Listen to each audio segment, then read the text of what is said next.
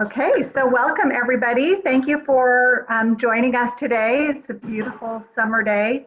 I accidentally thought we were still in June and we're not, we're in July, but it's like Groundhog Day, Groundhog Month.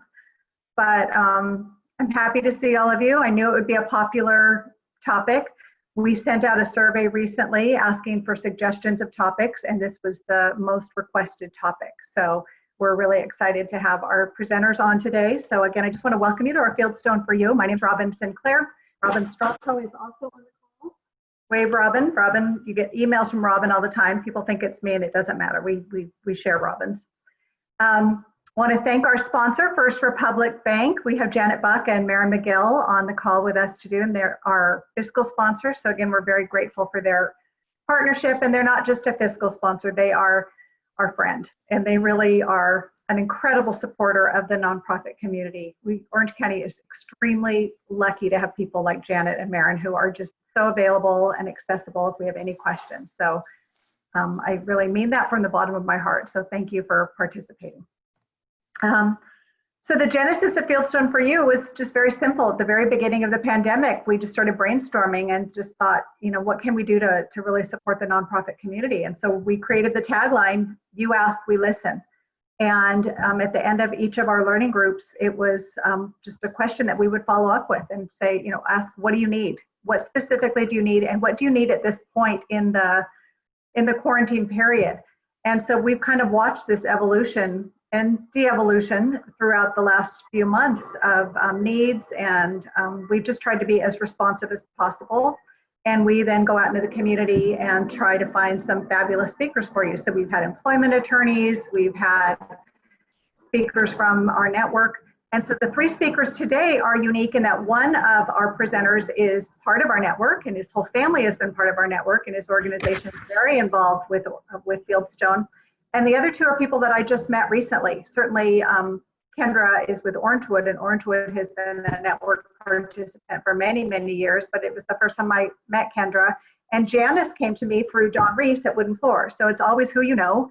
And I'm so grateful that she put us together. So we just started chatting, and I said, oh, I'm just envisioning this fabulous meeting of the minds. So without further ado, I'm going to introduce Janice Frechette. She's the Executive Director with Parentis Foundation. We'll have Jeff Alberg, who's the Executive Director with My Safe Harbor, and Kendra Puryear, who is the Chief Development Officer with Orangewood Foundation. So each one will spend about 15 minutes, again, sharing their story, and then we will open up to Q&A.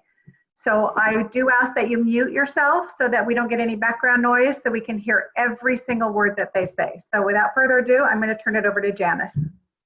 Thank you guys so much. This is, as you all living in our little rectangular world right now, in so many ways it's so efficient, and we get to meet so many amazing people we would have never otherwise met, because driving around, we lose at least 3/4 of our day just going from meeting to meeting. Well, now we found a lot of hours in the day back to us, didn't we? More than we probably wanted to. So Dawn Reese, I just saw her come on. I want to thank her so much for introducing me to Robin. And I'm really honored to be asked to be part of this group. I am the Executive Director of Parentis Foundation, and we are a relatively new organization here in Orange County. We're only 4 years old. We started this foundation out of a company called Parentis Health, and Parentis Health is located in Laguna Hills. The parent company to my foundation operates residential boarding care homes. We do home health, home care, hospice, and really specialize in the elderly care here in Orange County. And it seems odd then to say, well, Parentis Foundation runs a literacy tutoring program, but the magic behind our program is that we bring on older adults 50 and over to become our tutor mentors for the children here in Orange County that are struggling to become proficient readers. And what we wanted to do here with Parentis Foundation was to create an organization that gave opportunities for older adults here in Orange County to re-engage in the community after their retirement. So what their encore years of life look like, whether they wanted to be re-employed or just re-engaged, we provide that opportunity for them to give back to the community through literacy and through empowering children to become better readers. So as we look to the new future of our foundation, we're just like all of you. We're trying to figure out the best way to reinvent ourselves, to recreate our story, and also to look to re-engage with the community and our donors, and to show them that we're going to be bigger and stronger and more creative than ever. And that's really what empowered me to kind of shift my thinking to my other world, which is volunteering my 10th year as an executive board member for the Boys and Girls Club of Capistrano Valley. So in March, I was looking at my 10th year of chairing a gala. Now, I'm everybody's nonprofit dream, right? You all want that same person to be running your galas over and over and over and over again and looking to reinvent them. Well, so I not only run my own nonprofit and run a charity program that runs within Boys and Girls Clubs, which is our reading program, but I'm also on the board of directors for a Boys and Girls Club. And when we gathered together as a board, we had to start thinking, again, like all of you, we have a gala coming up at the Ritz-Carlton in May. All right, so you all know the cost involved in having a gala at a large hotel. We have an average of 400 people that come every year. Now, again, this is for the Boys and Girls Club. We are looking at realizing we have to cancel this program, this event. But it is more than half of our annual budget that we raise in one event. So the panic sort of came on board, and we sat back and we thought, we have to think of something. So what we did is we really came together, and about that time, I bet every single one of you were receiving gobs of emails, virtual this, virtual that, join Greater Giving, join this program, sit on this webinar. Well, we got really good at going on webinars for about a week and a half. I think everybody got inundated with those emails, and you're thinking, I have to listen to every single one of them because we have to figure out how to do this. Well, I was fortunate enough, number one, my husband works for an entertainment company. So he normally brings in all my big screens to the hotel, which saves in our budget. We didn't have to pay for that. So I went to my husband and I said, would your tech guys come and produce an in-person event? I know we can do it. I know it feels like a Jerry Lewis telethon.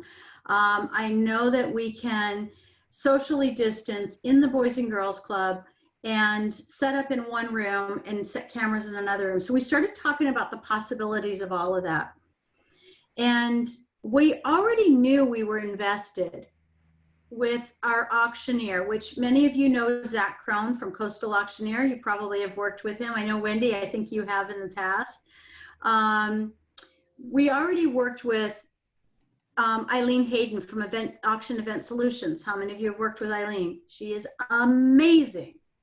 We used Greater Giving. We had already had some of our stuff already rolling out with silent auction items.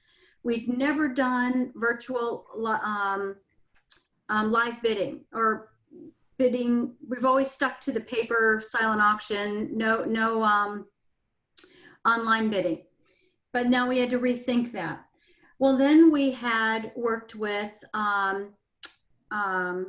Manoski from Auctions with Flair. So again, Wendy, we all know these people who are great partners and think partners in what we do. So we pulled everybody together and we said, all right, we're aligned. Let's feel like it's our gala, but let's look at it differently. And what we did is we went to our board.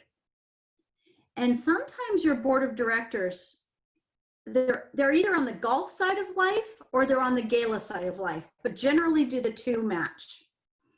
So we went to the board of directors and said, we are going to task all of you to create virtual tables. Get as many people to our event to have them sit at your virtual table. So you know how to crowdfund. Greater Giving has a crowdfunding page. Many of the other web hosting auction programs have these crowdfunding opportunities. So we set a goal for everybody to set their own goal. So some people could raise 1,000, some people could raise 10,000. We set a goal to raise $35,000 for the virtual tables that we would have filled at the ballroom. And they exceeded that goal because people could actually come to this virtual event and feel like they could give at $50, give it $500. But if they were asked to pay a $400 ticket to the gala, they could have never come. So it really did open the door for more people to participate. We put all of our auction items on Greater Giving, and we opened our event 2 weeks prior. And it stayed open. And the one thing I want to say, I'm going to go back to, we did one other thing that so many of us nonprofit executives wish we could have, but sometimes don't have in the budget.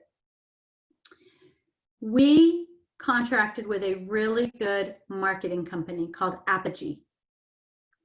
And Apogee came out with these amazing like graphic cards and really better together yet apart, even though apart was with our tagline. We were supposed to have a casino night. We're so far from the casino night that, you know, but we gave ourselves permission to get away from it. We created some amazing talking points and video sound bites. And we did a whole marketing plan from March, April. So probably early April through mid-May, we marketed this as a not give to the gala, because the gala wasn't there anymore. Why now, more importantly than ever, do you need to support our youth here in Orange County? And why now more than ever do the kids of Capo Valley Boys and Girls Club need us now? So we really created a story behind that. We opened up the silent auction, and then we created, which I thought was brilliant. You know, we've all done wine pulls at our galas. We've all done football pulls during football season. We created this wine collection game board, and we sold tickets online. So it'd be exactly like a football pool. You have your ace through king and your ace through king, and you bought squares. And you could see, we would just add the squares and we'd keep posting. We're almost full, we're almost full. And the wine we collected was worth about $2,500 of really, really good wine.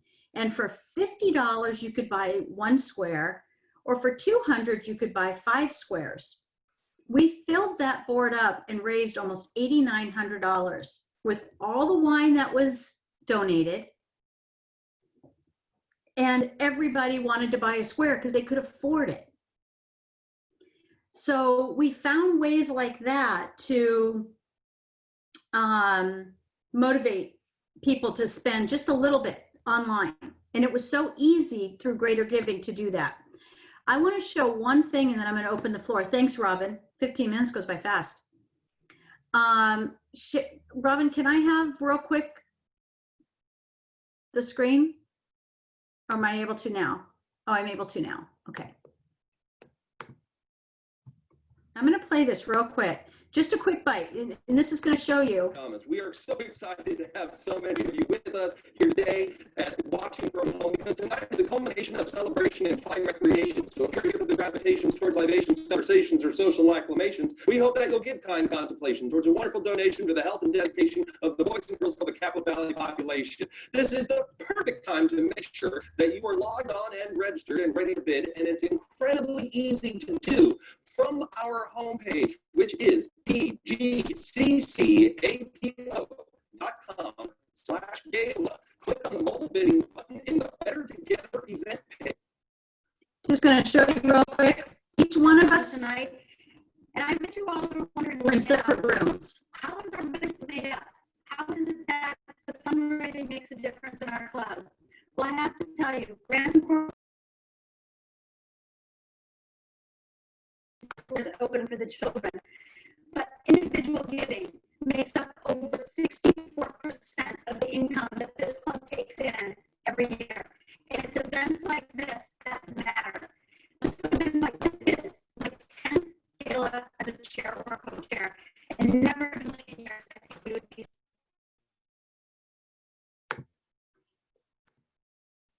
So, can you guys hear me? Yeah, but you know what, it was kind of a little choppy, so maybe if you could, if there's a link to that, if you could include the link in the chat, then everybody could access it later, because I would love to know more about that. Uh-oh, can you hear me?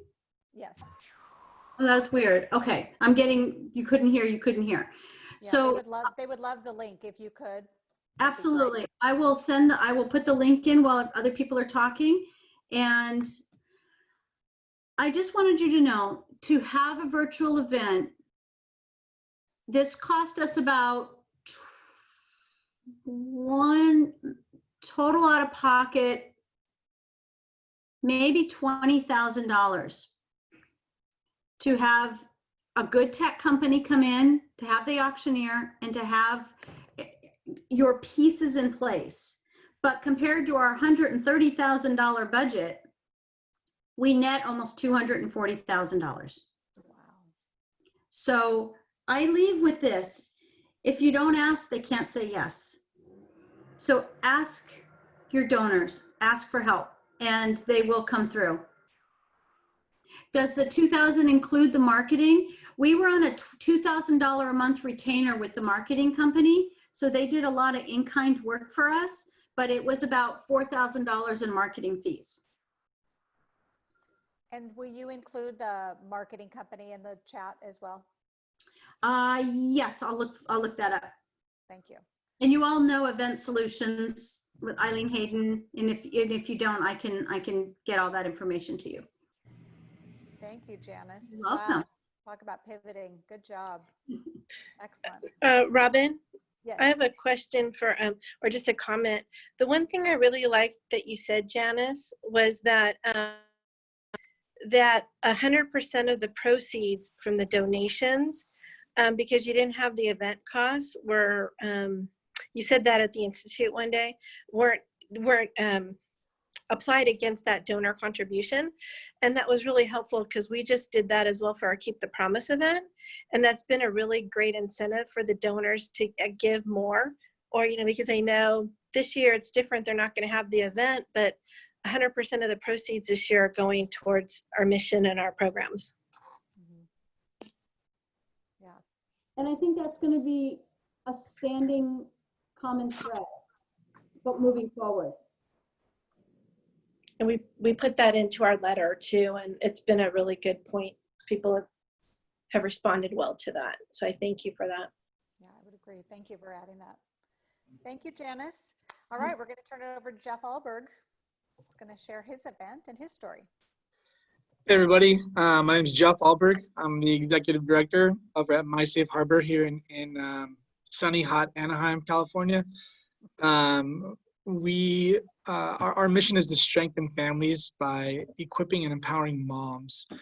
And so I know it's kind of weird to see a white male here talking about moms, as I am not an expert, but I had a great mom. And my wife is a great mom. And I understand the importance of what a great mom does for kids and their outlook, and just for the family unit and neighborhoods in general. So that's what we do. We lift up moms. We give them a place to belong, a place to connect, and ultimately a place to build themselves up to take on the world. Things that we're telling them are nothing that they inherently have. We're just shining a light on the good things, because it seems like most of them have had a light shown on the bad things. And so that's what the gist of it. It's very simplified, but that gives you a good idea of what we do. And so talking about my event, this event was fun because it was a celebratory event. I didn't have the pressure to have to raise money. It's way easier to spend money than it is to raise money. And it's a lot more fun to do so. So we had a virtual fundraising event earlier in the year, which like Janice, did really well. And I was a little skeptical at first, but not only is it causing us to be creative, but people are just showing their generosity. We live in a time where people are very generous, and so that's been a great thing. But, with mine, we did our first volunteer appreciation event. I started at My Safe Harbor. It's going on my second year now. When I came in, I actually took the organization over from my mom, who was the executive director. So if I say anything negative, nobody leave this room. I hope she's not on this, actually. But Mom, just kidding. Anyway, with that in mind, some of the things that they did was they spent a lot of money to kind of do these. It was a little bland in terms of these banquets for volunteers. And what we found is they just weren't well attended, because I think it's just one more thing that people have to come to and go sit through a long program, and it was just a little stale. And so looking at what our constituency was, what our donors were like, the people we served, who are also a ton of the people we serve also become volunteers here, and kind of what they liked and what they wanted to do, we kind of felt like, hey, why not take the money we spend on an event and a venue and a caterer and bring it all kind of in-house? Because we have a fairly nice community center here in Anaheim with a big parking lot that's all gated. And so we thought, hey, let's have a kind of a Taco Tuesday, have a taco guy here, hire a churro guy from LA. They only exist in LA for some reason, nothing local. But he came down, so he was serving up churros. We had someone doing face painting and balloons, and so all of the volunteers and their families could just come and have a really easy, informal night with good food and just kind of celebrating. And it was a huge hit. Everybody loved it. We spent about a third on that, as we would on this big kind of fluffy banquet, and it just resonated more with the people that we serve and the people that serve with us. And so, just like anything, when you hit something really good, the worst thing to do is to change it the next year. Like, you want to keep that momentum. People have probably marked their calendars and they're looking forward to it. I had so many people throughout the year saying, I can't wait for those tacos. I'm going to break down the keto diet just for that night, whatever they're doing. People were excited. And I was for them because those churros are fantastic. And so we thought, amongst this too, everyone was kind of postponing their events and moving it back to a later date. And so it's easy to see the fall really stacking up, taking people's time. And so we wanted to also just kind of keep that place marker for the event so that people can continue to get used to that. So next year, they know it's again at the end of June. It's always at the end of June. And so we thought, what could we do? So, well, we have a big parking lot. And so I thought, what would it be like at first? It'd be like a drive-in movie. And have everybody drive in, and we kind of, it'd be car hops for the staff and kind of serve the cars and show a movie. But then we're like, it doesn't get dark till 8:30. So a movie outdoors is kind of out. And so we thought, well, let's continue this Taco Tuesday, but let's do a 6 to 7:30 event. That's also something to keep in mind. I think people are still weary enough to where you don't want a long event. You want it to be in and out, have fun while you're doing it, but don't make this a long drawn-out event, because I think people want to get home. It's still a little uneasy for people to get out. And so just to keep that in mind, you might get better participation for a quicker event. But when they drove in, they received a goodie bag with a shirt that we had created with this kind of theme of I Heart My Safe Harbor.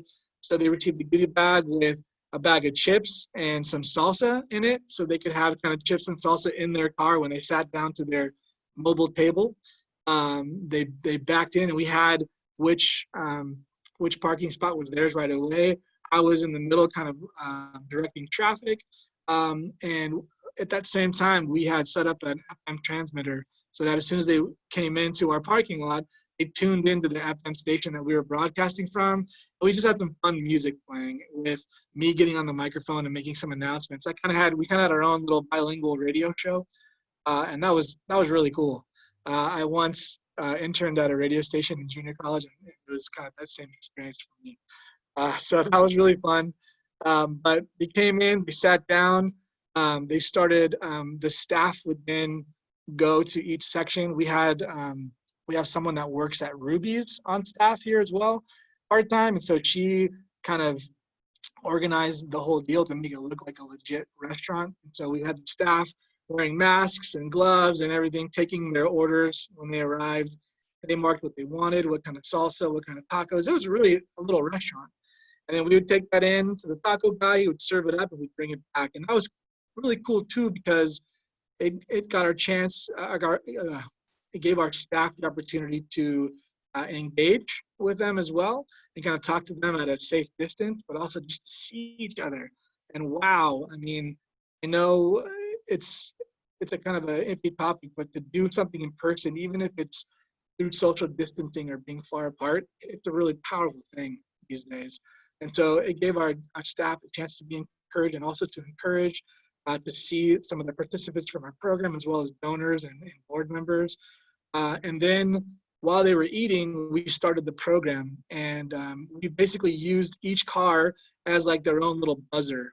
And so used the horn for their buzzer. So the first part we did kind of a My Safe Harbor trivia question to see how engaged they were, asked some questions, and then when you got it, you honked. And we asked a set of questions in English and a set of questions in Spanish, so everybody got a chance to do that. And then we went to this other program called Honk If You ... If you volunteered for childcare, if you brought a meal, and then people would honk their horns. And all of our neighboring business, probably a huge drive-by birthday going on. I'm sure you guys have all experienced those drive-bys in your community where they just start honking. But it was really cool to have something that people could with. And then the really cool part for me was when it was all wrapping up, again, I reiterated, thank you so much for your support and your volunteering. We really couldn't be who we are and do what we do without you. And just on their own merit, everyone started honking their horns. And it was this really loud, simultaneous, in unison honking. And it was kind of emotional. Like a lot of our staff were just like, everyone just got it in that moment. And it's something so simple and normally annoying as a honking horn, was really powerful. And it was just that kind of a voice in a way, and kind of a yelling and a shouting of like, hey, this is a really cool thing we're doing. And so it was great for the staff, the camaraderie, and the connection and the solidarity that we have with our group. We left with, every time we do one of these volunteer events, we kind of do a group art piece. And so since event around our property, I'm sure you've all seen those little pop cap art pieces that have at schools for their fences and things like that.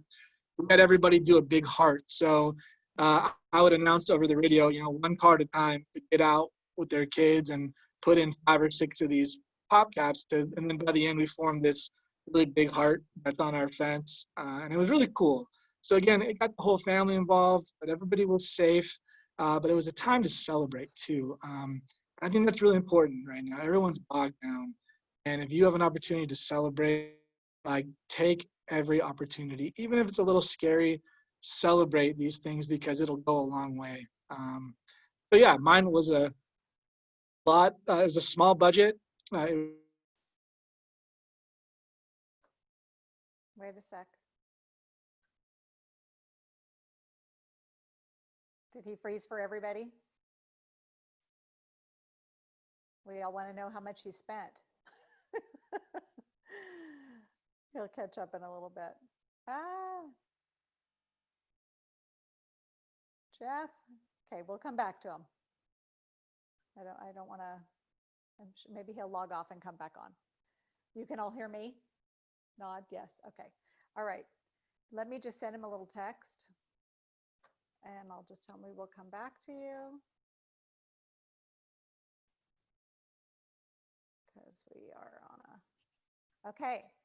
So, yeah, he had to bounce off. Okay, so that was incredible. I loved his event. When he told me about it, it was so cool. And then I went there to go to his organization and I parked in the parking lot and they had all the flags over the parking lot. And I mean, you could just still really feel the festive spirit. And I just thought, what, like you said, it's all about celebration. I just think it's such a great idea. And I know he'll be happy to help you with the whole radio piece because I'm sure there are some technical pieces there that some people have questions. So, how many cars? His parking lot's pretty big, so I'm sure he'll come on and give you the details on that. So there you are, Jeff. I know we were just holding on to how much you spent. And I'm then sorry. So the whole event, we spent right around $2,000. wow. And that was tacos up to 250 people, churros, unlimited, all you can eat churros, but for an hour. So you had to eat them really fast. T-shirts we got donated, stickers, kind of a swag bag for stuff. We spent just about $2,000, and there was about 75 people that came in their cars. So yeah, it was really inexpensive, but ultimately people felt appreciated, and the staff had a great kind of shot to our morale, and it was a really uplifting event. So great. I'm sure that they might have some questions as far as the technical piece about connecting with the radio. So can you maybe put your email in the chat and then they could reach out to you? Yeah, I put my email in there. It's really easy to do, surprisingly easy to have your own garage radio station. But yeah, I can definitely answer any of those questions if you want to email me. Great. Thank you, Jeff. Yeah. Love that. Okay, Kendra, it's all yours. All right, just share my screen here.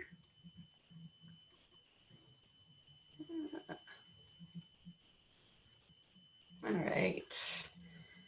Okay, I'm Kendra Purrier. I'm the Chief Development Officer at Orangewood Foundation. I've been with the organization for just over a year, so this was kind of my first run at this event after kind of doing my one-year assessment. And I'm going to talk to you guys a little bit about our 44 Women for Orangewood, now virtual scholarship luncheon that happened on June 5th. So in 2019, this event raised just over $400,000 for us. 210 youth were served through this program, and this was scheduled for June 5th of 2020 at Fashion Island Hotel. So then March 13th, which I like to refer to as D-Day, or the day that Disneyland closed, and we all thought, well, shit is getting real. That happened, and we actually had another gala scheduled for March 14th, so we had to pivot really quickly on that one. Fortunately, we had a lot of sponsors who'd already come in, table purchases already made, and many of our donors were very generous and let us hang on to that funding. We did an online auction. It was pretty successful, but we really wanted to really pivot for our scholarship luncheon in June. So the first thing that we did, and I'm just going to talk through a little bit of our process. I know that COVID is changing all of our landscapes every day, and so a virtual event is going to look different in June than it will in October. So I want to walk you through the process that we went through, because I think that is something that can be used at any time. So the first thing we did was we decided on some guiding questions for our department. And those were, how do we want to be remembered during this time? How can we show up for our community? And what does our community need right now? We then went to assess our different options, which were cancel the event, reschedule, as Jeff pointed out. Everybody was doing that, pushing it out. We didn't want to be a part of that, or to go virtual. And we chose to go virtual. So once we made that decision, the next step was really to inspire the team. During that assessment phase, we talked with key stakeholders, a couple board members, a couple key staff members, most importantly, an event planner. Michelle French from Sunday Soul Events was my first call, and I thought, can we do this? What is this going to look like? What are you seeing? But once we made that decision, the next step was really to inspire the rest of the team. So to get our committee on board, to get our staff on board. And this is actually part of the clip that I showed, because we have a women's group who puts on this event. And so this was part of my way of inspiring them. I'm going to make sure that my sound is shared here. What do we do now? Seriously, I'm not kidding. Go back and watch any movie and you will see this line over and over again. You're gonna see it now, I'm telling you. My daughter watched a movie last weekend. She goes, Mom, I heard that line. And I love to ask questions, but it's my most hated question. And I dread reading scripts that have no women involved in their creation, because inevitably I get to that part where the girl turns to the guy and she goes, what do we do now? Now, do you know any woman in any crisis situation who has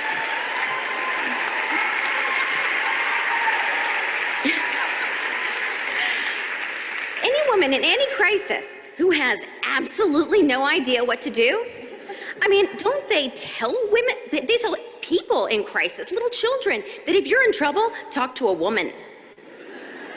It's ridiculous that a woman wouldn't know what to do. So I really put this challenge to our women's group. And I said, we're not going to turn to somebody else and say, what do we do now? We're going to figure this out. And that was super motivating for them. They were all in. And that was so key for us to be successful. I think there are some elements of a virtual event that are totally new and totally different. And there are some elements that are really just tried and true best practice. And having a strong committee is one of those tried and true best practices that we all know generates a successful event. So we quickly assembled on Zoom, as you can see, cocktails in hand often, and we engaged them every step of the way. And what I think that really did was it made them so committed, they were not going to let this event fail. And we really got a lot of great questions from them. I mean, they were asking us hard questions, critically thinking about how this was going to work. They were giving us a lot of feedback on what people wanted, what people would be willing to pay. It was really helpful to have them so engaged along the way. And to follow up on our guiding questions, we really thought it was important to create some objectives. So we defined who our community was that we were showing up for, and we defined them as our youth, our donors, and the local business community. We knew that the local business community had also been hit really hard, especially the events community, and we felt it was really important to support them through this process as well. So we defined the objectives of what it meant to show up for each of those communities. For our youth, through fundraising and connecting them and supporting them by providing connection and bringing our donors together for a shared experience and engaging them and inspiring them, and really supporting our local business community by giving them business. So the next step was really to say, okay, what are the different elements of a live event and how can we take them virtual? So the 4 elements we identified were inspiring and informative program, a shared experience and a sense of community, fundraising, obviously, with a little bit of peer influence, because we know that is what is generated at an event. It's a lot harder to say no when your friends all see you not raising your paddle. And then the element, of course, of the food and the florals and all the fun treats of an event. Like Janice said earlier, everyone was being invited to virtual events. I mean, my gosh, if I had to sit on one more webinar in those 2 weeks, I was just going to crawl back in my bed. And so we really wanted this to be more than just a webinar. And one thing I've really learned when it comes to inspiring people, when you have a vision, is to actually be visual. And I've learned this the hard way so many times when you have a vision and you can see it all coming together and you're just getting blank stares from people. So I shared my vision board with the committee. We talked about pivoting some of our program to be more relevant to COVID and quarantine. We talked about how we would fundraise. We talked about what this shared experience could look like and dreamed up all of these fun ways to bring the event into our donors' homes. And the committee bought in. They made all of our ideas better and bigger. And then they basically told us, hey, we think this is actually worth a $100 ticket price, which is about half or a third of the price of what our tickets originally are. But we went with it. And we were really hopeful that, you know, maybe we could get 100 people to participate in this thing. And so in order to get them to participate, we had to be very visual with them as well. So this is one of the pieces kind of cut in half here. We said, hey, we're going virtual, but this isn't like a webinar. You're going to get a delivery to your door with treats and lunch and flowers and champagne and toffee. You're going to be able to sit in a room with your friends. We're having breakout rooms, so you're going to have an actual table where you will get to talk to your friends, and that's also a huge accountability factor for us. Your friends are also going to know you didn't show up if you decide to opt out of this thing. And then we talked about our new speaker, who was a celebrity chef who gave tips and tricks on how to survive quarantine and what things to buy in the grocery store that will last a long time on your shelf. And she also happened to have adopted a daughter from foster care, so very committed to Orangewood's core mission of supporting youth who have aged out of the foster care system and youth who are experiencing homelessness and trafficking. And it was a really, really great fit for us. So we were really visual in the way that we talked about it as well. This is the special delivery that we created for everyone. And the reason this worked is because we chose partners who are willing to really jump into this with us and try something new. You know, the meal planning, meal delivery service called Crafted, which is actually owned by 24 Carats Catering, which you probably all have heard of, really dove in and helped us create a lunch that was easily distributed to everyone. When they actually had to lay off a lot of their drivers, we found a courier service who jumped in and helped us deliver all of these meals. So we ended up having 320 registered guests and delivered meals to almost 300 homes. So it was quite the undertaking and definitely something I've never done before, but it went off really well. Just want to share this little highlight video with you guys.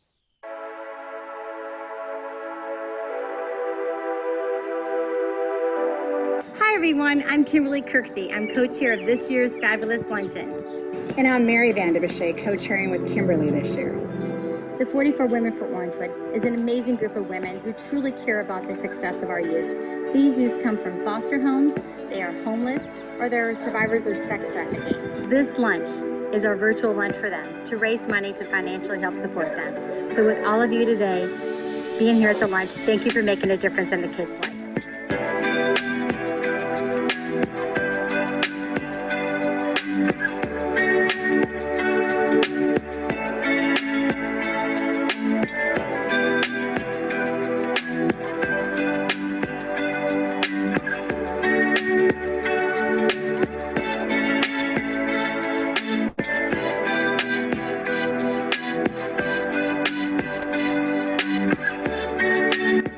As far as the proceeds from this event that support our scholars, they are also doing okay. Their biggest needs are coming in the area of social, emotional support that they need. A lot of them don't have a big support system to lean on. It's scary, challenging times for them. So our staff are doing a great job reaching out, connecting with them, seeing what they need, making sure that we can help them with their bills, any financial assistance, groceries, hygiene items, but most of all, just knowing that we're there for them, and if they have anything that they need from us, to let us know. Thank you so much, Carla. It was your lifesaver, literally. So now is that time, ladies and gentlemen. We want to raise some money for Orangewood. That is why we are here, to raise money for scholarships.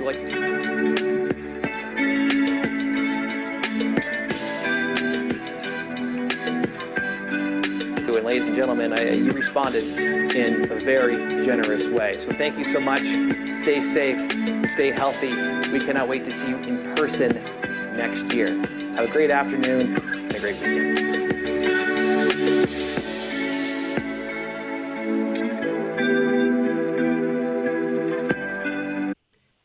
Okay, so how did it go? 320 registered guests. Some people had those meals delivered to, 10 meals delivered to one home. So we ended up doing about 250 deliveries. Our net revenue was about 220,000. And if you recall, it normally is about 400 live. So not quite as well as we do live, but that's to be expected. We were able to cut our expenses by about 50% from the live format.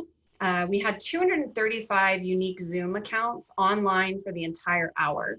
And some of our guests, as I mentioned, gathered in small groups in their homes or offices. So we had some who were in groups of 10 or 5 or 4. So it was really telling that they all stayed on for the entire hour because it was really engaging. Kent French was our MC, as you saw, and he's awesome.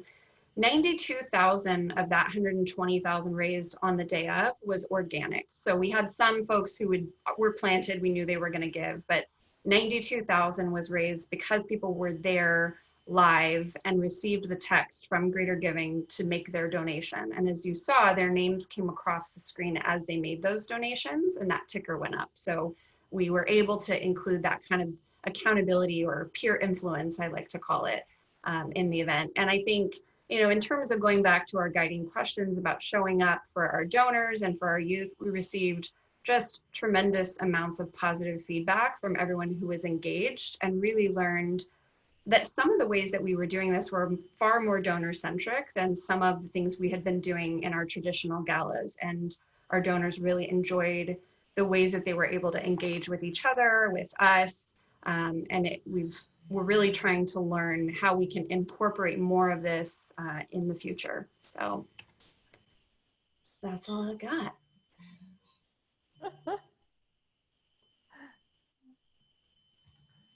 Wow, Kendra, thank you.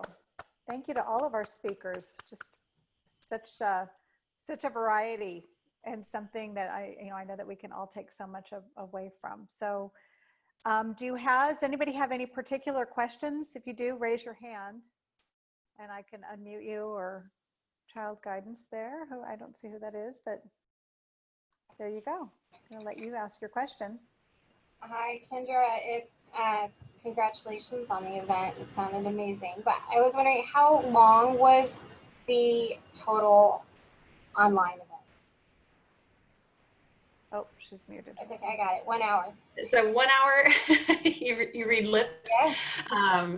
It was a 1 hour event, and we did an auction for the week prior. And we did a cocktails and connection the night before to get everyone on Zoom and used to the technology and working out some of those kinks. Okay, any other questions? There's lots of good links in the chat. I just want to remind all of you, if you have specific topics that you would like to hear in the future, make sure you let Robin and I know. We are in the recruiting season for 2021 programming. So if you're interested in being in a group with your peers, we would love to have you join our learning groups or our coaching cohort in January of 2021. All the information can be found on our website. We've got applications up and all the dates. So we would love to have you join our network if those of you that are on the call today are not in our network. Robin has created a YouTube channel. So Robin, maybe you could grab the link real quick before I stop recording, and she'll put that in the chat, and then you can have access to this chat and the video and all of the presentations. And you can share that with your colleagues because there's some incredible resources. Wendy would like to make an announcement. So yes, Wendy. Hi, everyone. My name is Wendy Weeks, and I wanted to go ahead and just make an announcement that I have a friend that works for, I guess you would call it I don't know if those of you that might know of System Source, but basically it's a company that provides furniture and such for big companies, typically for like Mazda and Toyota and Google and all those kind of big things. Anyway, just as we got on this call today, I had gotten a message from this friend and letting me know that she knows I know lots of nonprofits. I happen to say, well, I'm on a call with probably about, 20 of them right now. So I can make the announcement if they allow me to. They wanted to let nonprofits know that if you do need any type of office equipment, they're trying to get rid of some that is leaving another big business right now. The items that I have are like 2 chairs and a small table, a large table, and like some office chairs for like good sturdy, like ones that are good for your back and such. And then some other kinds of tables and chairs with bookcases and stuff. Anyway, if you'd like more information, I can either see if one of the Robins could forward it out to everyone, or I could even go ahead and just let me know, and I can forward the email that she sent to me also. I just wanted to see if anybody was interested in some donated furniture. Thank you, Wendy. Send it to Robin Stropko, forward that, and then she'll send it out to the entire network. So yeah, you got it. Do that. Any other questions regarding the events? Lots of information to digest, but it was just so incredible. 4:52, we're right on time. Janice, thank you so much. Jeff? I have one more thing I wanted to kind of put out there that I wanted to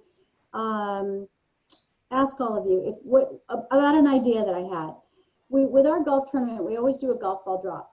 And I would like to do a charity golf ball drop challenge and open it up to all nonprofits in Orange County that want to participate. And what we would do is throughout the summer into the fall, we would sell the golf balls.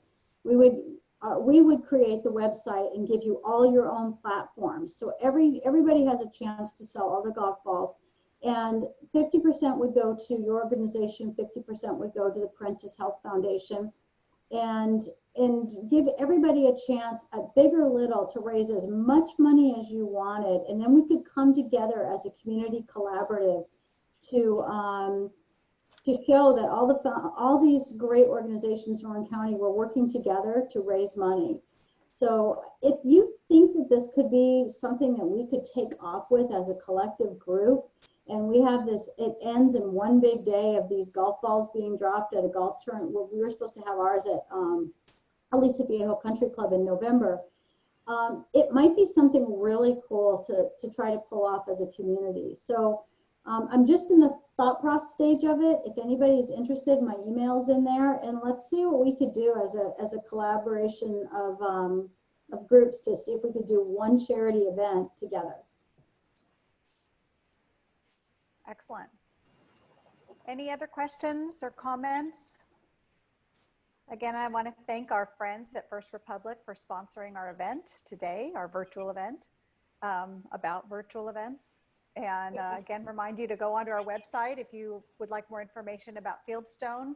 If you have specific topics that you would like, please let me know, let Robin Stropko know. We have a couple of good ones coming up. We have one on self-care and gratitude the end of this month.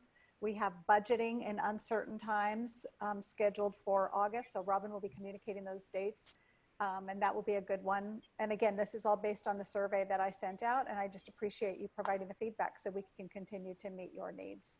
So everybody be well, stay healthy, and we will see you soon. And thank you again to our speakers. So impressive. This is wonderful. So thank you, everybody. Have a good night.